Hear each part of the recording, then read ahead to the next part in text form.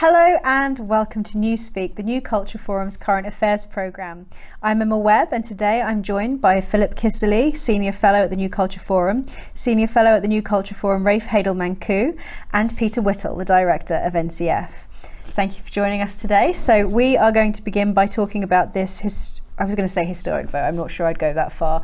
It wasn't a no confidence vote in Boris actually, because he managed to get by with get by with the skin of his teeth. That's not the right phrase. So how do you think this is going to play out for him? Because even though he managed to get through by the skin of his teeth, he still has a huge number of MPs who, particularly in the blue wall, the now blue wall, former red wall, who really don't have confidence in the Prime Minister. So how do you see this playing out over the next couple of weeks and months? Well, if I just start off, I mean, it's odd actually. I've got a kind of slightly schizophrenic attitude to it in a way, in the sense that I think he has been just a shocking letdown. Maybe many people didn't think he, was anything to begin with. I think that's probably your view, Rafe. I don't know. And therefore, I think he's got everything that's coming to him. However, I also don't like the fact that it's an obvious anti-Brexit kind of campaign, which is the key by the mainstream media. So it means you're torn. At least I am. I don't wish him good luck actually, but I equally cannot bear these people who just simply think they smell blood because they simply cannot get over the fact that basically he was the head of the Brexit campaign and got Brexit and all of that. And they are still, sort of basically sore at it. And they're determined to have their day, aren't they? Would you say? No, I absolutely agree. It's an anti-democratic move. I'm no fan of Boris Johnson. I think everyone knows that I always regarded him as a wishy-washy liberal who was simply... Well, compared to you, I guess. But, and so easily done. But it's been the greatest disappointment in my lifetime in terms of the hope that was there for this government and what it was going to achieve. But as much as I despise him, as much as I think he's a liar and untrustworthy and dishonourable, at the same time, this is another anti-democratic coup by the elites. It's the left wing of the Tory party in tandem with the media combining to try to overthrow a democratically elected leader. And it's quite amazing to think that we've got to this point 3 years after he won an 80-seat majority. It's an astonishing situation whereby he almost ceased to be Prime Minister this week by such a small number of votes. I mean, the only thing I can think about in relation to this is Anthony Eden in 1957. 2 years after he got a 60-seat majority, he had to resign. But Anthony Eden resigned over a major geopolitical disaster that forever lowered Britain's standing in the world. Boris Johnson's being tested over a cake. I mean, it's a completely trivial matter by comparison. It's an astonishing situation. It's just not. Look, I'm with you, but it's not really just about a cake, is it? I mean, the fact is, you say 86 majority, extraordinary. There was the chance of a lifetime. Yes, there was. Yeah. To change forever the way that people voted and to make the Conservative Party the party of working class people and everything, that I cannot forgive them for just spaffing that up the wall, to use the kind of expression he would use, right? And frankly, if they never wanted to vote Tory again, I would entirely understand it. And this is actually, isn't it? I mean, it's not really because he had a glass of wine or they were eating cake or they were gathering in a room together. It's because there was this stupid set of lockdown rules in the first place. That's what this is all about. But I mean, if you think about where this might go, I mean, it's Hunt, and it's back into Europe by stealth in all but name. And a Prime Minister that nobody's voted for. Well, getting rid of Boris Johnson doesn't actually get rid of I actually was, at least in 2019, I really backed Boris and I saw this as an historic opportunity. I was extremely overwhelmed with happiness when Boris got in, but not only that just seeing the red wall turn blue. Yeah. But actually getting rid of Boris doesn't deal with any of the it doesn't deal with the problems that the Conservative Party has that Boris is being held accountable for. So pretty much every politician at some point will be guilty of breaking ridiculous rules that nobody realistically could keep perfectly. And also a lot of the problems seem to be, yes, of course, the government is responsible for handling economic issues, but a lot of these problems are external. The things to do with the cost of living crisis, the cost of oil and gas, those things are all external. So actually, even if you brought in somebody to replace Boris, and Rishi isn't doing very well in the polls either, so whoever you bring in to replace him, actually the problem that I guess that they are trying to respond to is that they see this as possibly unseating a huge number of MPs. That YouGov poll suggested that the Tories would only hold on to 3 out of 88 battleground seats. But actually replacing Boris wouldn't necessarily deal with that problem, because they replace him with a leader who would probably also be found to have done something wrong with regard to the lockdown rules, and also they wouldn't really be able to deal with the cost of living crisis. I think it is this, but people have got quite long memories, actually. I mean, contrary to a lot of the received wisdom, they've got long memories, and what they do know is that this was Brexit, right, was to control our borders. What do we have? We have 1 million people, right, in million visas being issued last year. In other words, total betrayal. Total, whether it's through sheer incompetence or whatever it is, it still amounts to that. Well, it's a vacuum on two levels, really, isn't it? It's a political vacuum in number 10. There's nothing going on. There's no philosophy. There's no ideology. There's no sense of where they're going. But there's also a moral vacuum as well. It's completely reneging on all of the things that were supposed to happen, and I think the tenor of this discussion is anger. Certainly, I'm angry because he's been such not even a disappointment, just worse than a disappointment. But it's sadness as well, isn't it? It's sadness that it's a betrayal. It's a betrayal of principles, and I think that's one of the things that I take away from this. I don't want someone like Jeremy Hunt or one of those ghastly people in number 10, but I don't want Boris either particularly. Who would you? Exactly. I don't know. This is the point I wanted to make, that unfortunately is the lesser of two evils. Is picking the worst from the bunch. And it's amazing to contrast, to do one of these what ifs. What if there had been no COVID?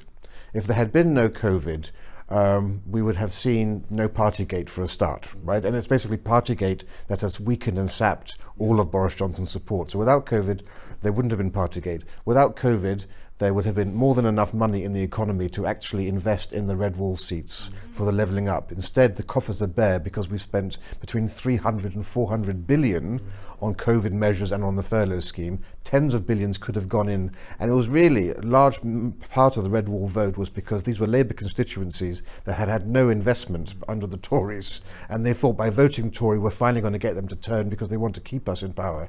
And it's COVID again that stopped that happening. And thirdly, and I think perhaps most importantly, if it hadn't been for COVID, there would have been no Barnard Castle, and Dominic Cummings would still be in power. Yeah. And Dominic Cummings was the master Machiavellian figure who understood what needed to be done to march back through the institutions, reforming the civil service, reforming the BBC. He understood all of this, so everything was in place. But expect the uninspected. History has shown us that plagues and pandemics have unforeseen consequences. The Black Death made peasants pay rise, and we've seen how this secure government, and everyone thought there was at least 10 years of government, because to lose an 80-seat majority after 5 years is unheard of. So there would have been at least 10 years for Cummings to implement these policies, which is what you need at the bare minimum to reverse what Blair did in his tenure. Perhaps 3 terms, and it's all been spaffed up against the wall. It's all reactive, isn't it? What you've just described there with Dominic Cummings is proactive policy, and it's getting out there and it's doing stuff. This is all reactive, and it's all reactive in the most unconservative way, just giving £400 here, there, and everywhere. It's a Bennite solution. It's ludicrous. It's Corbynomics. It's ludicrous, and that's what we've got. And who would have thought 2 years ago that you would have the Conservative government that everyone thought was going to be the most libertarian government that we've had, really?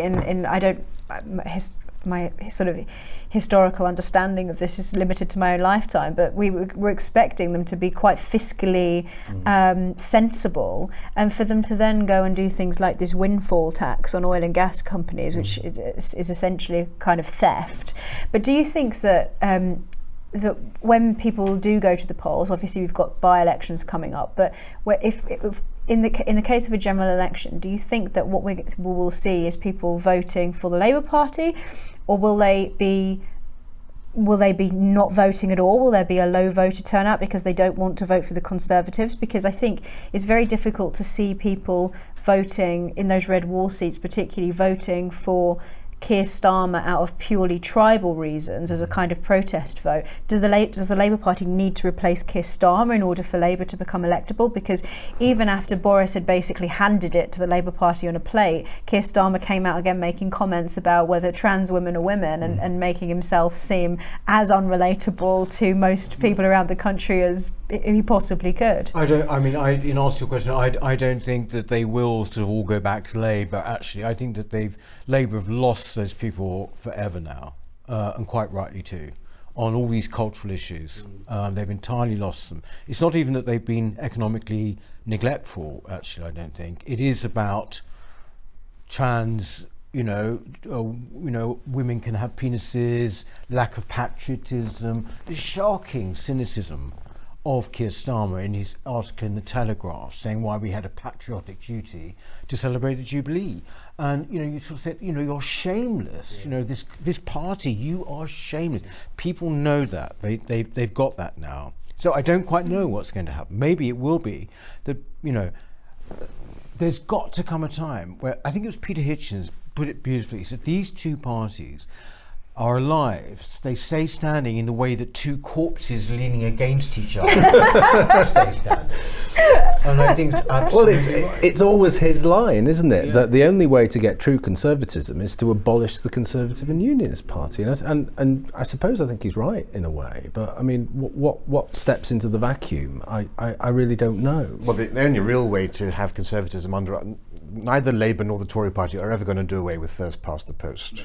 And if Nigel Farage couldn't get UKIP elected to Parliament or the Brexit party elected to Parliament when there was such strength and emotion in the country to vote for an EU referendum, there's no hope in hell of, say, Reform or Reclaim filling that void. Oh, no. The only thing that can be done in effect and in reality, we can talk about dismantling these parties, they will never be dismantled in the near future, is to have a right-wing party like the Brexit party, which is there to hold the Tories' feet to the fire by basically saying we're going to split the right-wing vote and you're not going to get into power because the Lib Dems and Labour will be able to get in. And only that will concentrate the minds of the Tory party.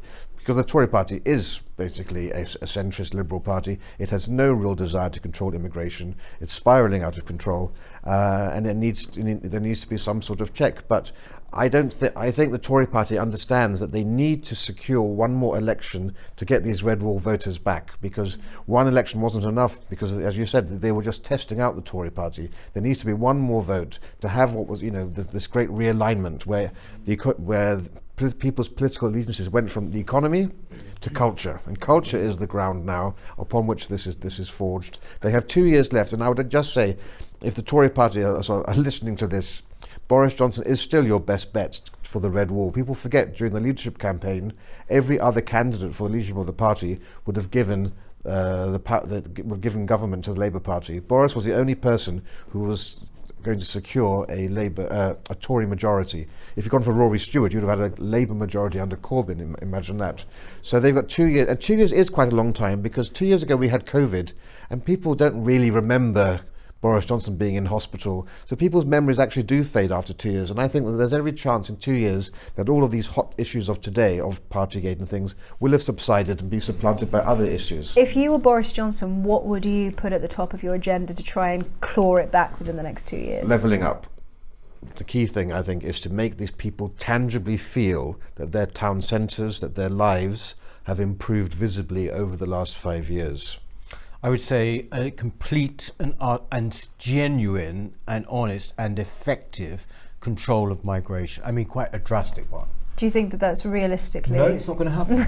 No, but I mean, But I don't think, but the public, unfortunately, have bought into the Tories' scam about having control of the borders. And as we've seen disturbingly in all of the recent polls, most people, the vast majority of people in this country, aren't concerned about immigration because for some reason they think it's under control. We know it's not, but I'm not sure that actually dealing with that will, in and of itself. The census comes out. I would add to those two things. I think those two things are front and centre, but I'd also say education and clawing back education from the lunatics, essentially. I think that will be a major thing, because people are so worried about what's happening to their children. And how likely do you think it is that he can claw it back in the next 2 years? And if not, how do you see the next election playing out? Do you see it going to Labour? No, I would agree with Rafe on that. You simply, there are all these things called black swan events. You could say that the pandemic was a black swan event. The murder of Joe Cox actually was could have been a black swan event. It turned out actually not to be. With these things that people can't see, they come along, straight out of left field, and you don't know what could happen in that sense. We could be sitting here thinking, as you say, in a year's time, we could be saying, do you remember how we were writing him all off, blah, blah, blah. I don't think that changes the central points that the general caliber of people in our public life now, in our government, is low. That is something which is an ongoing cultural trend. Your point about education, and they just do not get it. They do not get it. Jesse Norman, MP, who's considered to be one of the kind of great brains of the Tory party, he was sort of saying about why Boris should go and everything, and he shouldn't manufacture culture wars instead. And you sort of think, what? Jesse what Norman, world? Isn't this the MP who wrote the great biography of Burke? Yes. What are you talking about? Do you seriously think Boris? He has done everything he can not to get involved in the this. line that Boris is manufacturing the culture wars is straight from a Labour Party press release. Well, they all say this, but they all say this. But the thing is, what I mean is, it's the lack of grip, of understanding of what most people are concerned with. They don't even maybe call it culture wars, and they certainly, for example, don't necessarily call it woke, right? But they know what they mean when it comes down to things like not being able to say what you think anymore. But why Jesse Norman and the Labour Party are saying this is because you keep getting these ridiculous statements issued by 10 Downing Street as dead cat issues. So you've got the Rwanda plan, a great plan in principle, but when you know there are only 300 people a year who are going to be deported, absolute joke. Pushing boats back in the channel, absolute joke. We knew that was never going to happen. Then distracting us with imperial measurements and crowns on pint glasses, as if we're somehow going to be, we'll forgive you for everything else. Because it worked on me. But of course, this is all style over substance. It's all talk without action, but the left don't see it that way. They see the titles and they think something's happening, but it's just done as a way to throw red meat, but it's completely insubstantial red meat. And I think there's one more point to add there, and it's Peter's point on the culture war. It's that the right approach the culture war in the same way that the left do. They use the same vocabulary. They use the same critical frameworks. They even use the same ethical framework. And of course, the right should have a completely different ethical framework. It's a completely different thing. So they're stepping into a room which is dominated by somebody else, and they really can't win. So we really need to completely change the parameters. Jordan Peterson talks about this so eloquently, and I think he's absolutely right. There needs to be a complete revolution in how we think about these things, and it's not that difficult to do. It's just that there's no will there to do it. But if Boris wants to win in 2 years, what he needs to do is actually have real policies, not just PR headlines, red meat, substantial right-wing policies. And he's now brought on board Linton Crosby, the great election strategist's close ally, David Canzini, who is the Deputy Chief of Staff under Stephen Barclay to the Prime Minister, and there's every chance that Canzini can try to do what Cummings would have done. So there is some hope in the next 2 years, and Canzini wants to bring the party more to the right because he understands everything that we're discussing. It's a question of whether there's a political will to allow him to do that. Let's move on to the Lady of Heaven. No, I don't mean the Queen.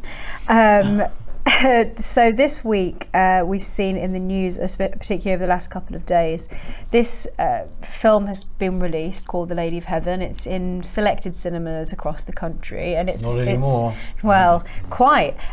So it's still, I think, on show at some View cinemas, and it was written by a Shia writer, and it begins with this story of Islamic State taking over the Middle East, particularly Iraq, and then this young child who is orphaned goes to stay with an old lady who tells him the story of, I believe it's Muhammad's daughter, Fatima. And this has caused huge uproar. It was already being criticised before the film had actually come out. It's on show in Cineworld, which have now pulled it from all of their cinemas after mobs descended on this cinema, predominantly Sunni Muslims. So this, to me, seems to be a clearly sectarian thing, and now a petition has been signed by something like 120,000 people calling the film racist and saying that it incites sectarianism and so on, even though the mob themselves seem to be the ones who are doing the sectarian harassment. So this is, again, another instance of, obviously we see cancel culture and tools of cancel culture being weaponized a lot. But this reminds me of what happened at Batley, at the grammar school where the protesters descended. But in this case, it isn't because of the depiction of the Prophet Muhammad, but because of the depiction, although he's depicted in CGI form, it's because of the depiction of, I presume, the Holy Family in the Shia tradition. Yeah, I would say, sorry, Emma, to cut you off. Actually, it doesn't really matter what it particularly is. It will be something or other, right? Simple as that. It's the fact that it exists. And I actually don't like, a lot of people, you made the comparison there with culture, cancel culture. No, this is of a different order. I mean, I can see, I'm not being pedantic here, I can see how obviously it seems like they want to cancel it. But it's not. It's of a piece from Salman Rushdie, all the way through Charlie Hebdo, all the way through various different plays, films, whatever. It doesn't happen so much now, and that one reason it doesn't happen so much now is because all the censorship has been internalized. So people just don't produce things anymore. They're not stupid. Oh, but the difference between sorry to interrupt you, Peter, the difference between Rushdie and what is happening here is that it's the way that the protesters speak about what they're doing. So one person was holding up a sign saying that they were opposed to extremism, suggesting that the other side were extremists, that the other side are being accused of racism because Islamophobia in their mind is a form of racism and blasphemy is Islamophobia, and therefore this is Islamophobic and racist. So though Salman Rushdie it is a neat line of succession. Before it was more outwardly, this is blasphemous. We are offended by this, and we want you to stop doing it. Well, but they have called it that too. I think it was. I don't want to. I think it was somebody from the mosques of, would it be Bradford or Bolton? I can't remember which. But they actually did say that this was a blasphemy. One of the protesters said, we have the right not to be insulted. That's right. No, you don't. Absolutely, do not. Right? You absolutely do not. But I think that what for me actually really makes this case stand out is the speed with which, like in this case, Cineworld just immediately capitulated, withdrew the film. No resistance. No resistance at all. It's really interesting watching the footage outside of the mob, and this was he the manager? Yes, Bolton, I think. Speaking to the mob. It's one of the weakest things I've ever seen. Well, for me, it works on two levels. So he's a representation of the cringing culture that's dominant at the moment.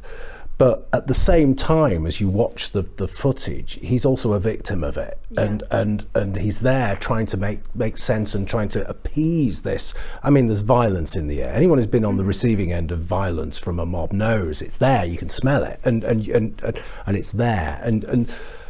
It was very much, we're not responsible for this, please don't hurt us. That kind of thing, when people put the signs in when there are BLM riots, we support you, please don't smash our shop up. On the one hand, he's kind of quite repulsive because of what he's doing, but on the other hand, you can see he's just kind of saving his skin, and it's a remarkable piece of footage. It's really, really, really interesting to see that we're here, and it's terrifying, frankly. And every time that you cave in to the baying mob, you empower and embolden them. And so this is it. The direct consequence of Batley is they feel more entitled to do this. And of course, they are utilizing and weaponizing the left's language in terms of offense. So rather than fire and brimstone as they did. But you must never yield, never give in to the mob. This is so vitally important, because once you do that, the game's over. And the problem in the West is that whether it's Islam or whether it's China, they keep showing open hands when there's a fist. If you have strength, you've got to show more strength. You must always meet them eye to eye. And I would like to see Cineworld expand this film to an even longer run. I'd like to see open-air screenings of this film in public, in commons around the country. The only way you can deal with these mobs is to actually give more exposure. Well, yeah, but if one takes as a sort of given that that's unlikely to happen, and that basically they've pulled it, the only other way I can see it working, it sounds like a small thing, is actually just to boycott Cineworld. Stop going to Cineworld. Yeah, actually just hit them with, in the wallet. We do have power in that way. I mean, I think it's a hard one because, of course, a lot of people going to Cineworld, they won't even be aware that this is happening or whatever, But anyway, given that that's the case, I think that is one thing possibly one can do, is to show your complete disgust, at actually, the actions of a corporation in this case. I think this is, I don't know about you, but I feel this is kind of going to go on and on. And they will always be used that this is deliberately provocative. They always say, whether it's Salman Rushdie, who, whether you like him or not, is a literary novelist of high caliber, or whether it is a really crass satirist like Charlie Hebdo. It's an obvious strategy. What you do is heighten sensitivity, and you heighten sensitivity. And Marxists have been doing this for 50 years. They're just doing it, and of course, if you meet, it's as Rafe says, if you meet that with total capitulation, with your hands open, then they smell blood. And when they're they successful, what it implies as well, like as with Batley, so far as we know that the teacher is still in hiding somewhere. Still in hiding. That it does imply to these baying mobs that actually they do have a right to not be insulted, because they know exactly how much power they have, and so they can be as sensitive as they like, because they know as well that if they firstly show how powerful they are in terms of repeatedly getting things that they disagree with silenced, if they use the pretty bulletproof narratives of the left in terms of accusing people of extremism and racism and being cynical in that way, and also if they rely on the fact that companies like Cineworld are not going to recognise that this is just some cynical sectarian move on their part to shut down some Shias. Of course, the irony is that ISIS, in taking over Iraq as they do at the beginning of this film, massacred I don't even know how many thousands of Shia. There's footage that looks reminiscent of the Holocaust, of them, shooting people en masse and pushing them into graves and things like that. And that this is a film by a Shia writer, and that the mob, this mob then comes to try and shut it down. For the cinema, this is just a case of reputation. It's a case of protecting themselves, and they're not going to be able to see past all of the complexities of this, and they don't really have the support there, I guess. They need to have... So yeah, you can't blame a poor manager of a cinema who's not earning much money to try and go out and battle the culture war single-handedly. What's so damning about this is the complete silence from the political class. Not a single politician has come out and spoken about Where this. is Nadine Dorris now? No great cultural figure. And where have they been? And they won't. And they won't. And it's easy to see how this mob can be so emboldened, because this is on the back of things like, it's got nothing to do with Islamism, but it's on the back of like the Colston statue and the success that the mob had and there. Even Extinction Rebellion, showing that you can get away with criminal damage. That was 2 years ago this week, by the way. That happened two weeks ago. But look, we don't have blasphemy laws in this country, thank God. But by politicians failing to speak out on these issues, and by allowing these mobs to actually get their way, we're almost establishing a constitutional convention that brings in blasphemy laws by the back door, except that they're blasphemy laws that only apply to one religion. Because you're not going to see the Buddhists or the Catholics up in arms about this sort of stuff. You've got can you imagine if Book of Mormon was Book of Muhammad? It would have been burnt down or blown up. The Jehovah's Witnesses really kicking off. The Life of Brian, which is like genuinely part of our pop culture now, isn't it? We all know the songs, everything. The idea that, in fact, there was a fuss about that from Christians at the time, but basically what it amounted to is a lot of, well-meaning people with placards saying, don't show this film. Of course, there was never any chance they weren't going to show it. I remember going to see it. I was at Kent University, and Canterbury is like the, premier, church of the country, of Church of England. And of course, they still showed it there. The point is that there is a fear that these sort of groups who are now demonstrating this week will see through with their promises and their threats, and that is the problem. But I totally agree with you, Ray. When it comes to politicians, and actually let's just cynically go back to what you were talking about, the Tories.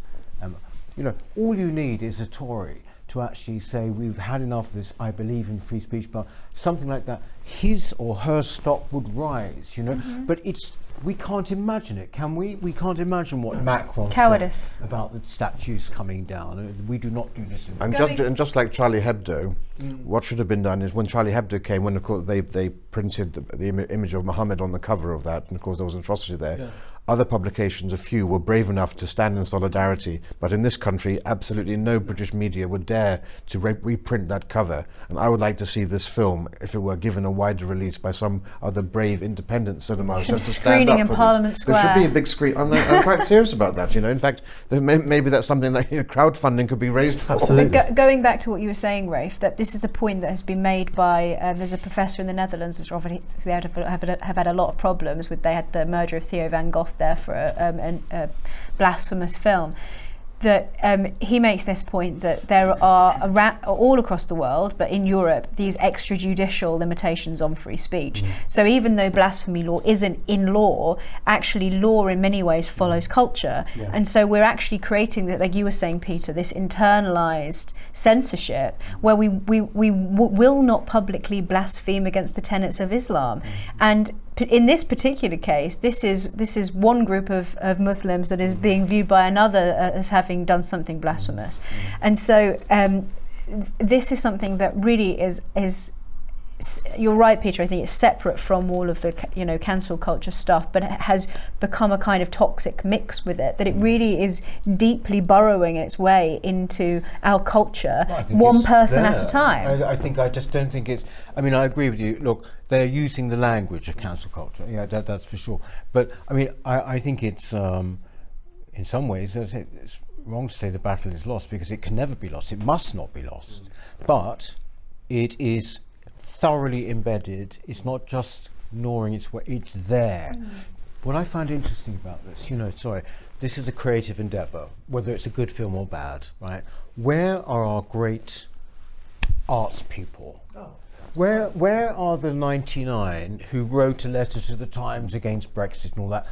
And they will be out on any demonstration about so many issues. Where's Benedict Cumberbatch, shouting at the audience, about let refugees? Where are these people saying you are endangering our creative freedom? Where is that? Well, the reason they won't talk about that is because they come from identity politics, and they will see their privilege up there and Islam down here, and they mustn't, because that would be punching down. So they mustn't say that. Surely, in terms of privilege, the Sunni community must have privilege over the Shia community in this particular context, just out of sheer numbers. Pardon the pun. But it's funny, and everyone recently has been championing Ricky Gervais as the great free speech champion, that there's no taboo. Well, I watched the program there, his Netflix show, and I thought, everyone he's targeted except for the Muslims. Right? Islam was the one thing. It's never spoken about. But the only issue, he won't get anywhere near with a barge pole. Well, it's like with the British art establishment is another one, isn't it? Or the Western art establishment, piss Christ and things like that, and attacking the monarchy, and as though those things are going to fight back. There are other targets, I think, that would be be much more kind of pertinent. Let's end on a lighter note. So what did you guys do for the Jubilee? Well, what didn't I don't know we why do, I'm asking you, actually? Peter, because I was with you. You should know, I was with you. No, and Rafe as well.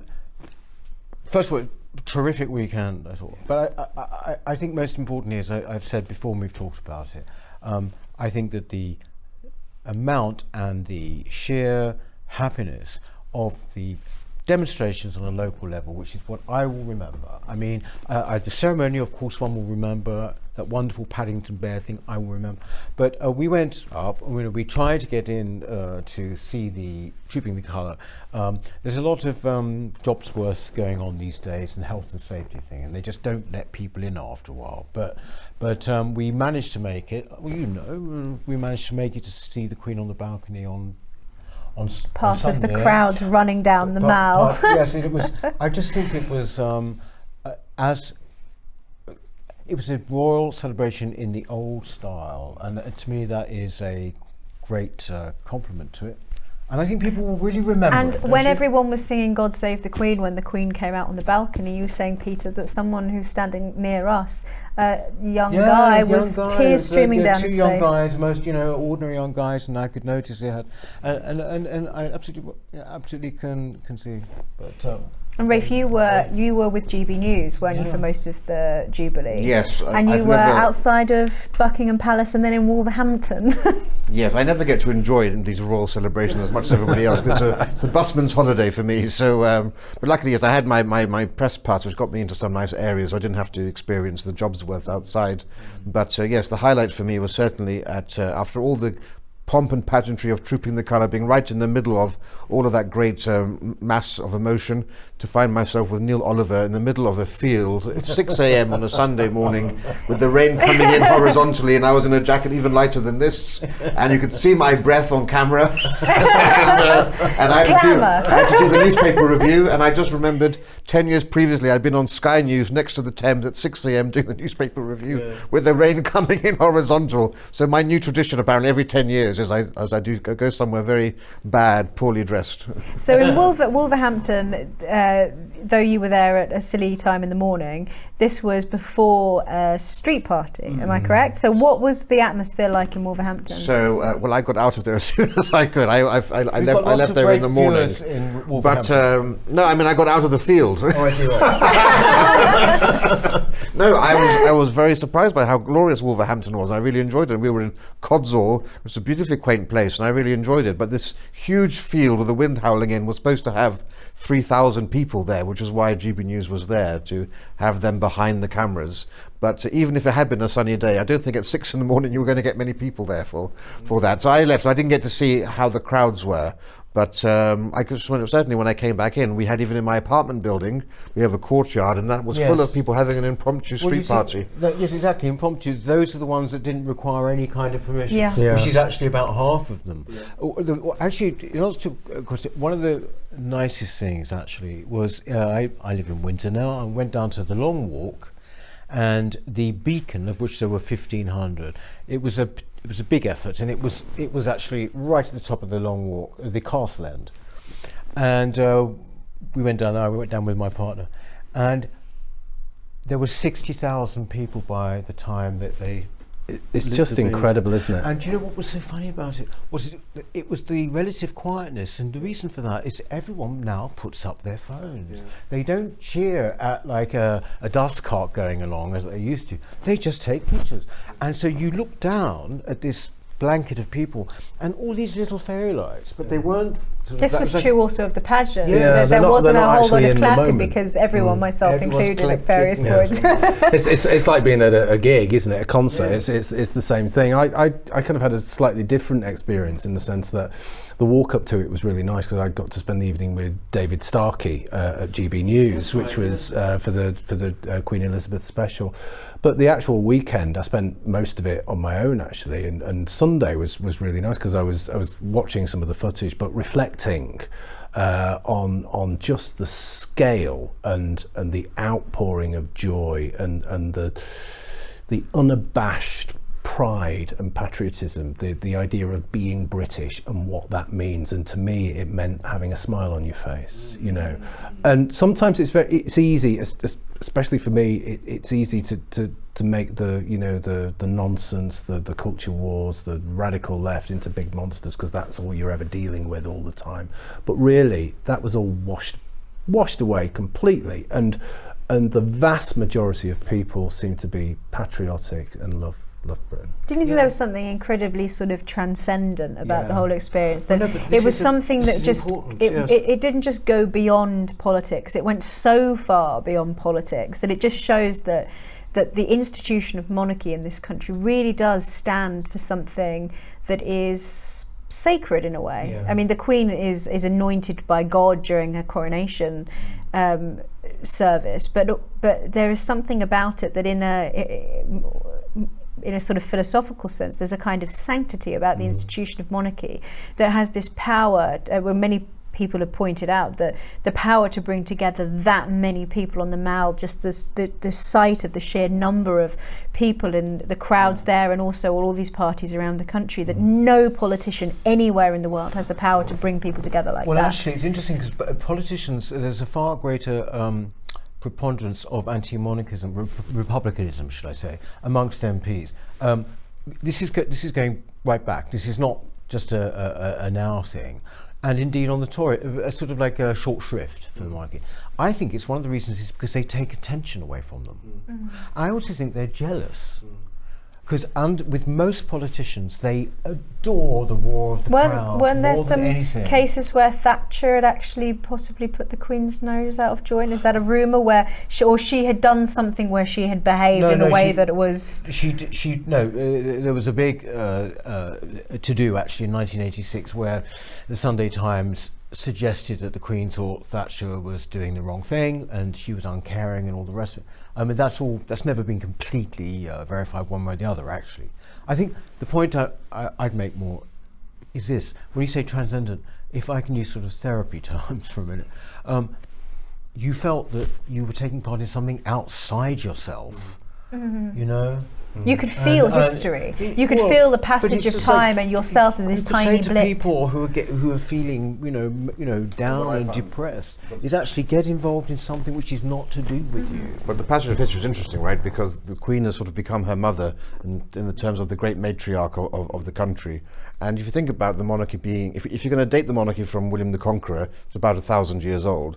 The Queen has been part of that for 1/10. Yeah, 1/10. It's amazing. I mean, that's amazing. Wild. Century, right? It's absolutely Because amazing. although we're celebrating the 70 years on the throne, Her Majesty's been part of our life for 96 years. And it's basically, we look at history in centuries, and our collective memory is about a century. And Her Majesty has been there through all of the great milestones of our history. In some way, she's been involved. And when I saw her coming out onto the balcony, I thought, well, actually, she was first there for the Silver Jubilee of King George V in 1935, and then she was there with Winston Churchill on that same balcony on VE Day, May the 8th, 1945.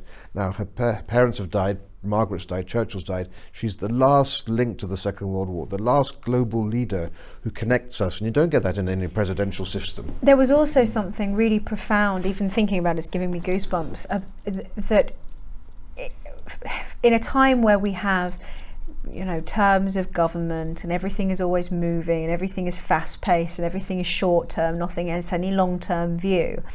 Just seeing the Queen on the balcony with 4 generations of her family, and then going out to a street party, to my own street where I grew up, and seeing 4 generations of the street there, old people that I hadn't seen in years, people that I had been at the Golden Jubilee with when I was a child, and seeing children running around in the street that were the same age that I was during that Jubilee, with some people that I hadn't spoken to myself for 15 years, that there was something reflective and just gives you this sense of a kind of historical transcendence, this continuity, and then you see all these beautiful... It's the Burkean thing, isn't it? It is, absolutely. It's what we've talked about. It's the past, present and future, and the royal family is very much part of that. I was thinking, just as you were saying that, and I picked up a Roger Scruton book over the weekend. Again, the idea of patriotism is one of those things that actually, in terms of identity, it's the one thing that can really bring us together, as opposed to all of these other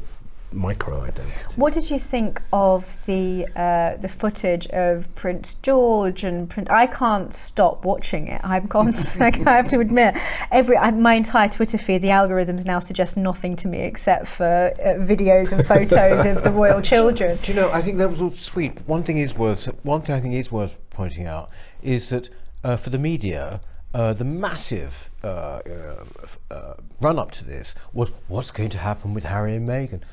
What actually happened is it was entirely irrelevant. No one gives a damn. No one gives a damn. No one gives a damn. No one cared what they did. They were there. It seemed to be relatively innocuous. It seemed to me, and it went. I mean, Andrew might be a different situation, but I mean, I think basically these bigger things overrode. Doesn't it give you, I mean, also a good birthday present for the Queen that she actually got to meet Lilibet for the first time.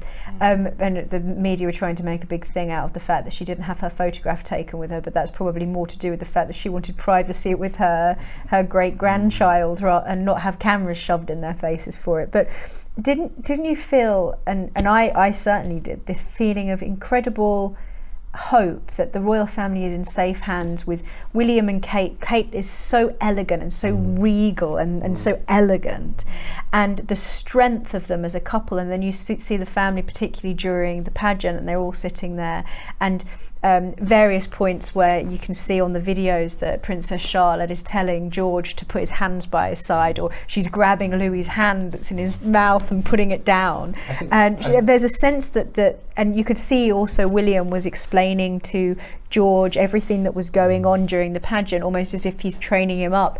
And there was just something about it that just gave me this incredible feeling of hope that actually, maybe Charles can step up to the plate. There was something that felt very much like a passing of a baton throughout the whole of the Jubilee. And, aside from this being a momentous historical event that we will never see in our lifetimes, and our children will probably never see. I mean, how many thousands of years do you think it would take for somebody to get to their platinum Jubilee again? But there was just something about it that filled me with this sense of security that the monarchy is going to be all right. Yeah, there was just something probably to finish on that idea of Kate in particular. I think is an embodiment of duty and stoicism in a very similar way that the Queen is, and there is something there which is very comforting to see. And you see it also in the children, don't you think? That stoicism. I think the children are going to be the saving grace of the monarchy, because they're going to capture, if they haven't done so already, they did through the Platinum Jubilee, captured the hearts of the nation. And you realise Harry and Meghan and William, they're in their 40s, right? So as they get older, people are going to lose interest with this. Remember when Prince Andrew was a young chap, everybody was focused on him. Then he becomes an old guy and he becomes secondary. And as then worse. The same thing will happen to Harry and Meghan. As they get older, people are going to lose interest as they become just a middle-aged couple in California. And it's going to be these new young royals coming up who really become the focus of the media. We just have to get through the next 10 years until they become of age to start taking on public duties and actually helping the royal family and fulfilling the roles which Harry and Meghan should have. There was a real doing. Vision of their irrelevance, didn't you think? That Harry and Meghan are going to become irrelevant, and it was completely clear. Well, it's actually quite a practical business consideration. The less and less they're seen as being relevant to the royal family, the less and less commercially viable they are. Oh, yeah. What's already happening? Why would you be interesting? The same, dare I say, it was actually happening with Diana in the 90s before she died. She was becoming more and more criticised and more peripheral. Marginalised, yeah. And suddenly she was. But I think the great genius of Kate is not actually really to do with Kate. It's the fact that she is genuinely a girl of the middle class, and she will be the first genuine middle class queen, actually. Won't she? I mean, Diana was more aristocratic than the Windsors, so she's not a connoisseur. I'm still happy when royals marry for other foreign royals. I never approved of marrying aristocracy, let alone commoners, but there we are. On that note, thank you so much, Rafe, Philip, Peter, and thanks you for watching. Please like, subscribe, and leave a comment below to tell us what you think of the topics that we've discussed today, and we will see you next time on Newspeak. Bye. Hello. If you're enjoying the New Culture Forum channel and you believe in our mission, may I invite you to join our membership scheme. at the link below or on our website, newcultureforum.org.uk. Our work is more important now than ever, and we have great plans ahead for the future, but we can't do it without your support. From as little as £3 per month, you can help ensure that we continue on our mission. As a member, you'll receive a range of benefits, including access to exclusive content, invitations to our private events, including here at our studios, free copies of our books, and much, much more, including, of course, our famous NCF mug. If you aren't able to become a member, then please help us by clicking this button and subscribing to our channel. It's completely free. Just remember to also click the bell icon so that you can get notifications when we post new videos. Thank you.